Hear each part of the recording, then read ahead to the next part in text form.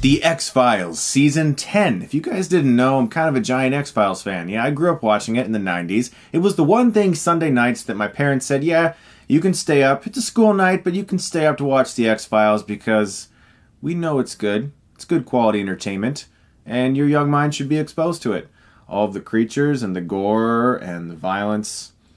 One day, you'll appreciate it all. Honestly though, Sunday nights were special to me because when I was a kid I got to watch a new episode of The X-Files. It was a big thing in my house. It inspired me quite a bit when I was younger. It really taught me to use my imagination. Some of my very first short stories that were beyond the Goosebumps realm were my own X-Files ideas for episodes I wanted to write myself. I still have some of them saved. In fact, when I was like 20 years old, I wrote a full X-Files novel.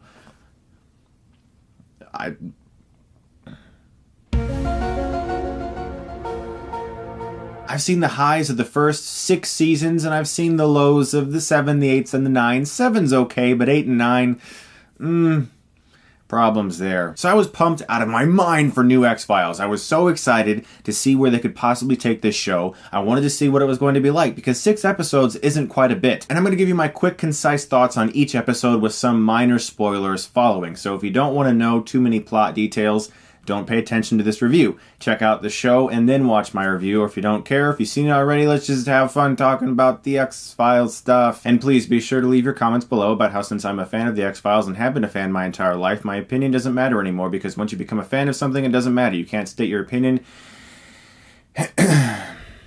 Please make sure to let me know about that in the comments. The series premiere was called My Struggle. It was written and directed by the series creator, Chris Carter. This episode reintroduced us to Mulder and Scully again, and for a big fan like me, that was amazing to see. And not just because it was nostalgic, but I've loved these characters my entire life. I love seeing these characters back on screen, and Duchovny and Anderson still have terrific chemistry, and none of it felt forced. It didn't feel like 2 actors attempting to recapture the old days. It felt like 2 actors who had lived and breathed into these roles, and now they're a little bit older. It didn't feel like they were trying to reenact the 90s or the early 2000s. It felt like, what if Mulder and Scully were around now, and would they be a little bit world-weary? Would they be a little tired? You know? Yes, they would. They would. They would kind of be like, there's an alien.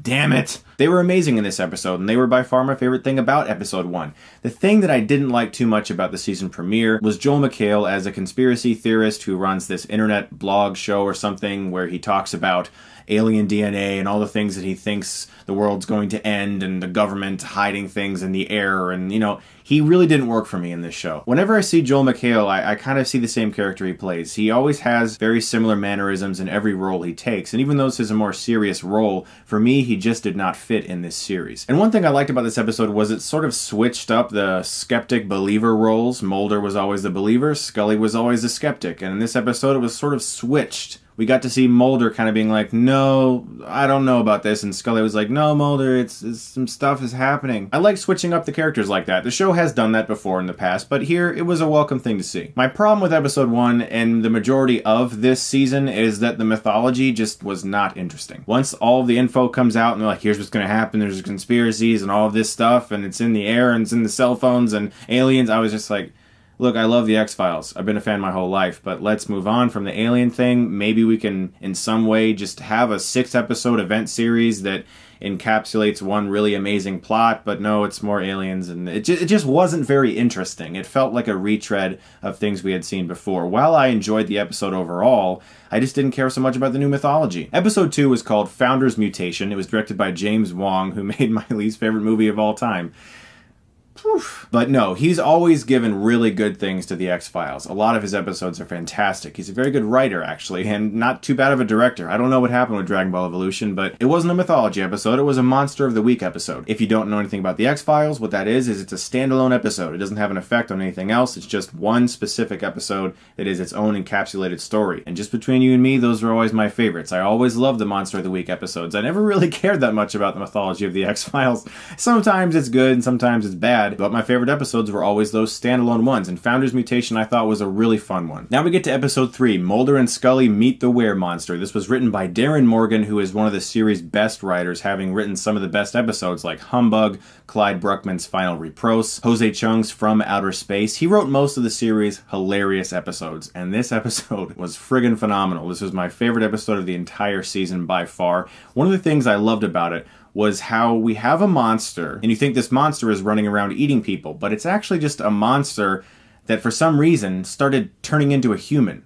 He's been a monster his entire life, and for whatever reason, one day he just started turning into a human. And he started having human desires like getting a mortgage and paying rent and having a job.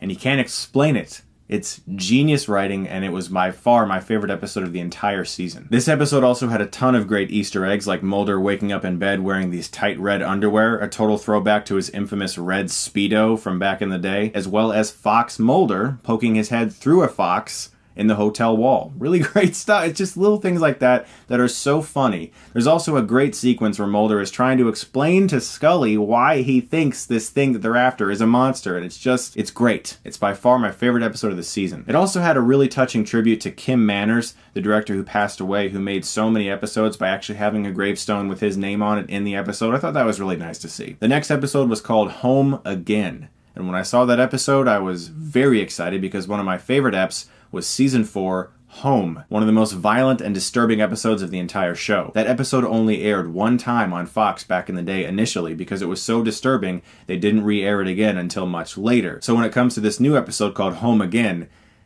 it has nothing to do with that, and that was a terrible title choice. It really isn't much of a criticism for the actual episode to say the title choice was poor.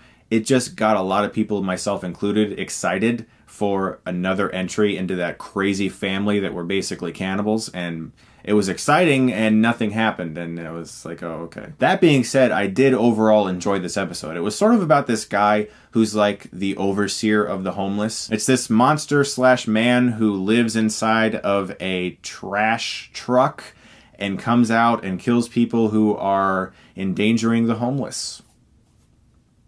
I mean, it's the X-Files. What are you going to expect? They always do crazy, insane stuff, and that's what I love about this show. They're just totally out there, and when it works, it works. What I loved, however, about this episode was Gillian Anderson. This was a very serious episode because her mother is sick, she's in the hospital, and she's feeling also very broken up about their son, William. Mulder and Scully have a son together, and they gave him up for adoption to keep him safe, and she's feeling like maybe that was a mistake. Because of Gillian Anderson, her performance in this episode saved the entire thing from just being okay. So let's talk about the second to last episode called Babylon, written and directed by series creator Chris Carter.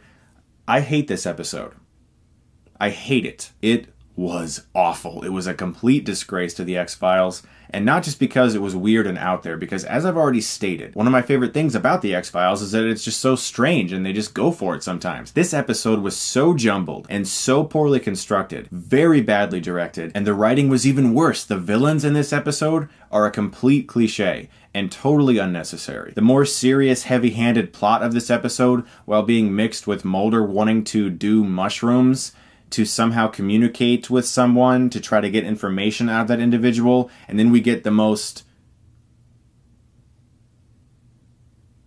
just terrible scene I've ever seen in an X-Files episode, where Mulder just goes insane on this drug trip. He starts dancing to Billy Ray Cyrus. It truly floored me how awful it was. This is competition for that one cat episode where the cat attacks Scully. It's bad, guys. And it's not just because it's weird and different. It's just so poorly constructed. And the introduction of these characters, Einstein and Miller, that are supposed to be like mere images of Mulder and Scully, it frightened me. I was like, please tell me they're not introducing these characters to somehow, some way, possibly take over. No, just no. This episode was truly terrible. I have not seen an X-Files episode this bad since like the early days of season 1. So now we're at the season finale. Now the thing that I was curious about going in, I was like, is this going to be a cliffhanger? Are they going to make us want more? Or is it going to be a final thing? Because I don't know what they're doing. Unfortunately, somebody on Facebook ruined that for me before I got to watch the episode, that it is in fact a cliffhanger.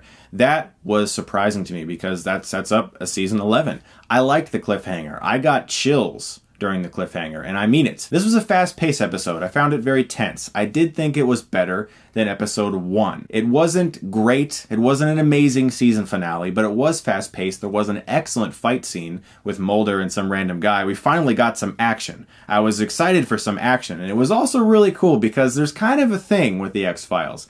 Mulder gets his ass kicked all the time. The guy barely ever wins a fight, so it was kind of cool to see him win one. I was like, okay, Mulder, you did it. You did it. Good job. There's also a very good conversation between the cigarette-smoking man and Mulder, and I like the imagery of this scene because I saw one reviewer complaining that the big confrontation between cigarette-smoking man and Mulder ended up with Mulder on the floor the majority of the time. Well, that's because the cigarette-smoking man is the villain of the entire series. It was great visual imagery to see him constantly towering over Mulder, to see Mulder helpless like that. And that's kind of what I think they were going for, and it worked for me. But again, Joel McHale does not work in this series for me. I just didn't like him in this episode. It keeps cutting back to him, and it keeps cutting back to him, and it keeps cutting back to him. I'm like, I get it.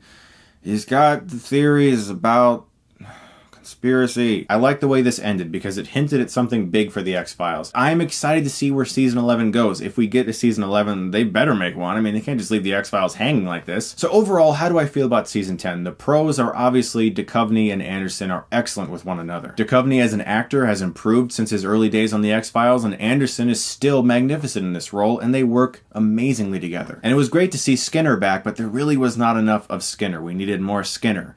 Skinner is awesome. Skinner is one of my favorite parts of the X-Files. He not only has the best name, but that dude is a badass. Just look at that guy. He can kill you. That guy could kill you. He would just take you and crush you. Plus, Mitch Pileggi talked to me on Twitter, which was like a great moment.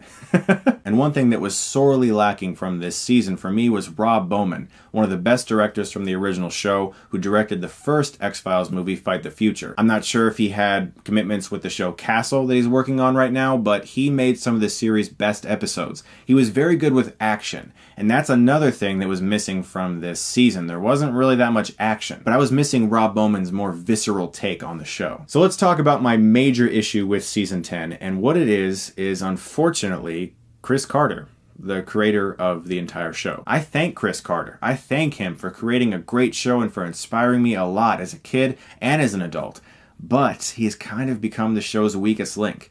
The last film, I Want to Believe, was written and directed by him, and I remember sitting in the theater in 2008 going, this is not good. I'm a gigantic fan of the X-Files, and this movie is not good. And the weakest episodes of this season were the ones that were written and directed by him, which is, that's bad. That's really bad. That's kind of scary, actually. That's not good. This is my hope. Season 11 can have maybe like 10 episodes or something. You can have a more well-rounded story. Get Rob Bowman back to make a few episodes. Make a lot of standalones. Don't worry so much about the mythology. That's obviously important. We have a cliffhanger, but focus more on just making great episodes of the X-Files, because the thing that makes this show so great, the ideas are endless. So keep doing that and make it as good as it can be, and I think season 11 could be better. That being said, overall, I did enjoy season 10. I think it's the best season of the X-Files since season 7, because 8 and 9 were very, very damaged by some problems with Duchovny and Fox. I would say this is the best season we've had since season 7. I'm going to give season 10 of the X-Files a B. So speaking of a new show that's happening right now, 11/23/63, it's based off of the Stephen King book. It's happening on Hulu right now. A buddy of mine right now is involved with a podcast called 11/23/63, an event podcast. And it's pretty awesome. They talk both about the Stephen King novel as well as the new Hulu show, and that can be found at this link. I've left that link in the description below. If you go and check it out, it would just be great. Just give it a listen. Subscribe to it on iTunes or Stitcher. And it's cool because if you're a fan of the show, they are going to have exclusive interviews with people of the cast and crew involved with the show. The hosts are Skipper Martin and Christopher D. Philippus. These guys are awesome. They're worth your time. Please check out that link below if you have the time, if you're into the new show. Thank you so much, as always, for watching, guys. If you like this, you can click right here and get Stuckmanized.